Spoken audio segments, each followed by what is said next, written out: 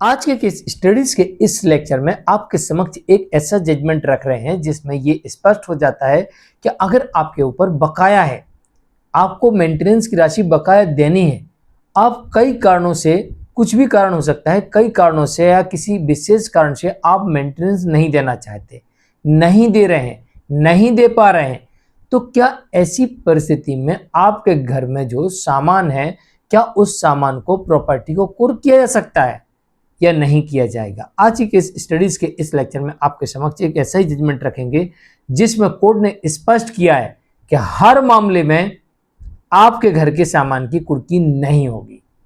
अब किस कारण से होगी, किस मामले में होगी, ये यहां पर स्पष्ट किया गया है। तो आपको ये जानकारी होना बेहद जरूरी है। अगर आपका मेंटेनेंस बकाया है तो आप इस जजमेंट के माध्यम से स्पष्ट कर पाएंगे और स्वतः समझ पाएंगे कि मेरे यहां कुर्की होगी या नहीं होगी। जय जिनेंद्र हूं जैन।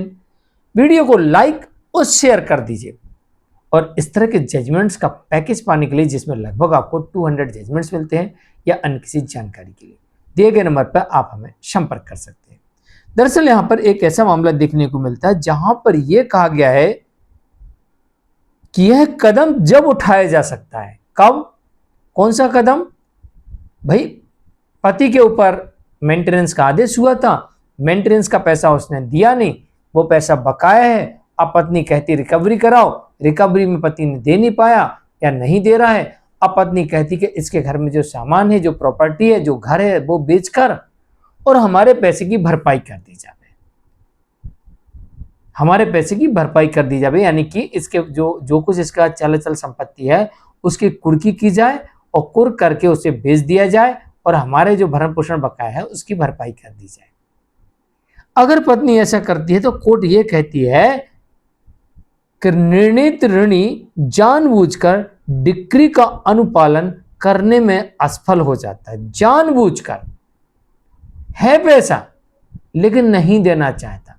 जो कोर्ट ने पति के विरुद्ध भरण पोषण का आदेश दिया है, अब पति जानबूझ के नहीं दे रहा, नहीं दूंगा मैं, नहीं देना, मेरे को नहीं देना, नहीं दूंगा। अगर ऐसा आप सोचते हो तो उस आदेश को आप रद्द करवाइए। अब आप कह रहे हैं नहीं, न मैं अपील में जाऊंगा, न आदेश को रद्द करवाऊंगा और ना मैं दूंगा पैसा। तो पत्नी कहती ठीक है, अब तो हम कुर्की करवाएंगे। तो कोर्ट कह रही है कि अगर जानबूझ के करता है तब तो कुर्की होगी। तो सबसे पहले कोर्ट देखेगी परिस्थितियां, क्यों नहीं दे रहा है, क्या कारण है, किस वजह से। तो आपको अब जैसे ही पत्नी कुर्की का लगाती है, जो कि पहले सीआरपीसी की धारा 128 में था और अभी बीएनएसएस की धारा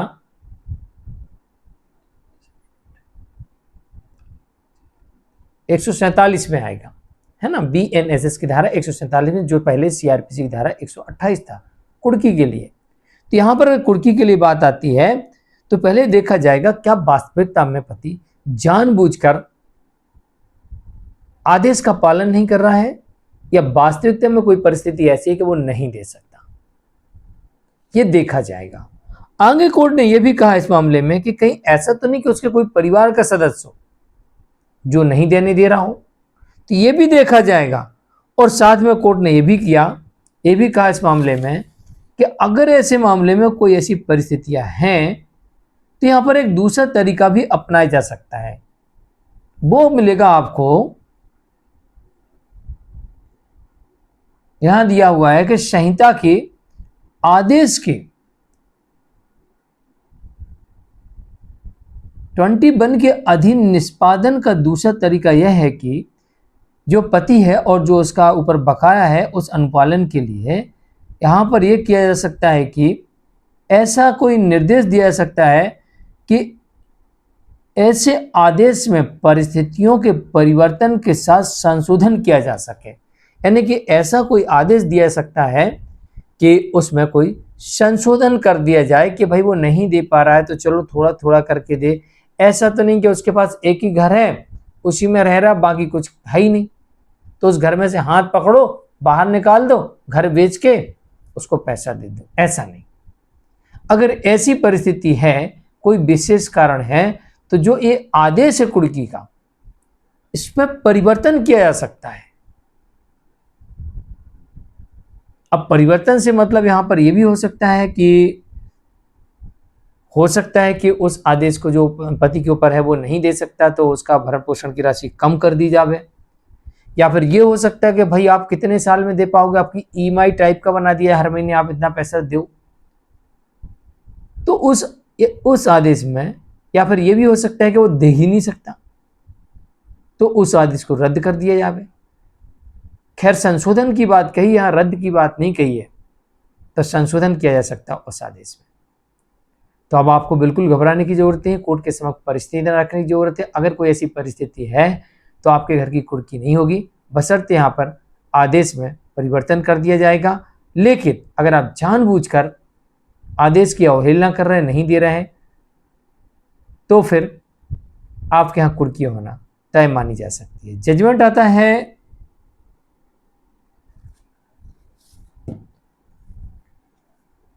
मध्य प्रदेश हाई कोर्ट की तरफ से।